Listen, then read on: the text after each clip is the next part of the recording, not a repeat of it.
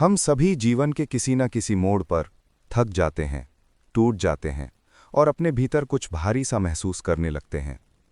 कभी-कभी हम ऐसे बिंदु पर पहुंच जाते हैं जहां यह समझना भी मुश्किल हो जाता है कि समस्याएं हमें कितना भीतर से घिस चुकी हैं।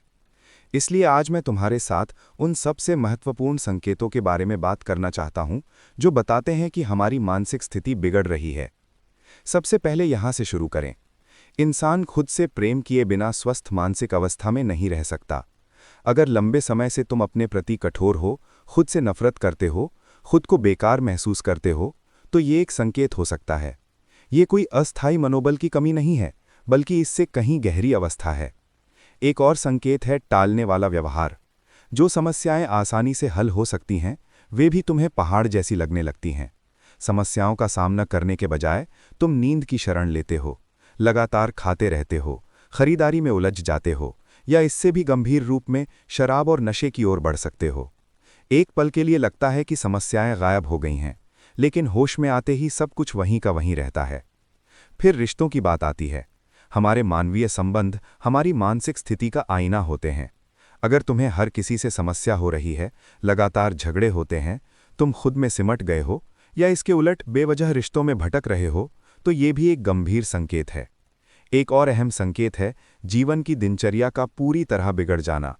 नींद खराब हो जाती है, भूख बदल जाती है, ध्यान केंद्रित नहीं हो पाता, तुम सामान्य से बिल्कुल अलग इंसान बन जाते हो।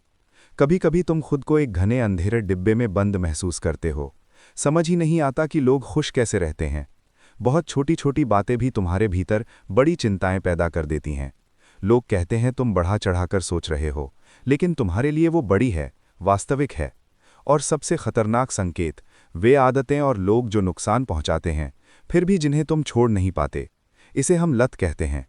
कोई रिश्ता, कोई काम, कोई माहौल जो तुम्हें नीचे खींचता है, फिर भी तुम उसे छोड़ नहीं पाते। अगर ये सभी लक्षण लंबे समय से बने हुए हैं, तो ये वो बिंदु है जिसे अब नज़रअंदाज नहीं करना चाहिए। मानसिक समस्याएं शर्म की बात नहीं होती।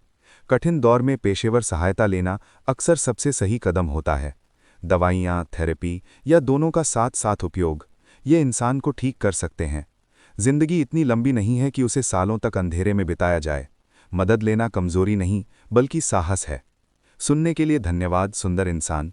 अपने आप के साथ बहुत बहुत अच्छा व्यवहार करना। फिर मिलेंगे।